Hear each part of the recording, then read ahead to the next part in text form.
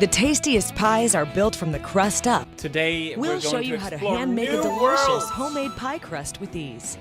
Wait. There are just four Wait, ingredients wait. in a pie crust: flour, water, salt, and fat, like butter, shortening, Hi. or lard. Keep these ingredients Yeah, in the you're the always fill be obsidian, just good job. minutes away from a Oh!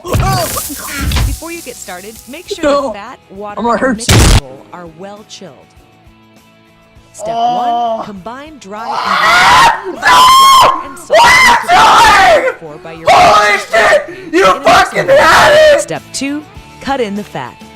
Some of Today the we're best going pie to be crusts are doing made a with a death battle combination between of fats, half SpongeBob butter and for a rich Patrick. flavor, and half Now, shortening or lard it's for my a job satisfying to flakiness. examine You can their experiment to see which strengths fat and or weaknesses. So combination you like let's best. get right into it.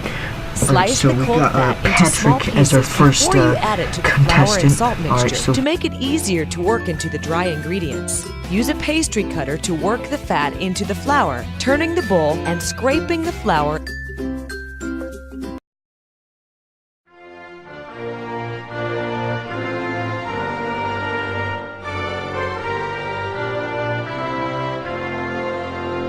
The Dillon M134D is an electrically powered 6-barreled Gatling gun.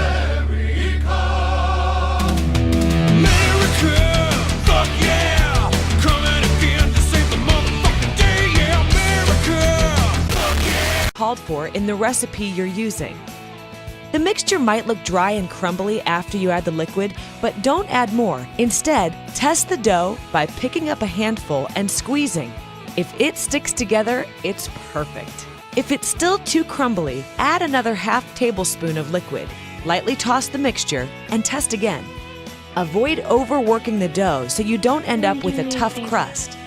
Unsubscribe to Step video 4. channel. Refrigerate dough. The dough needs to rest in the cold fridge so the flour will absorb the liquid and the dough will relax and become easier to work with.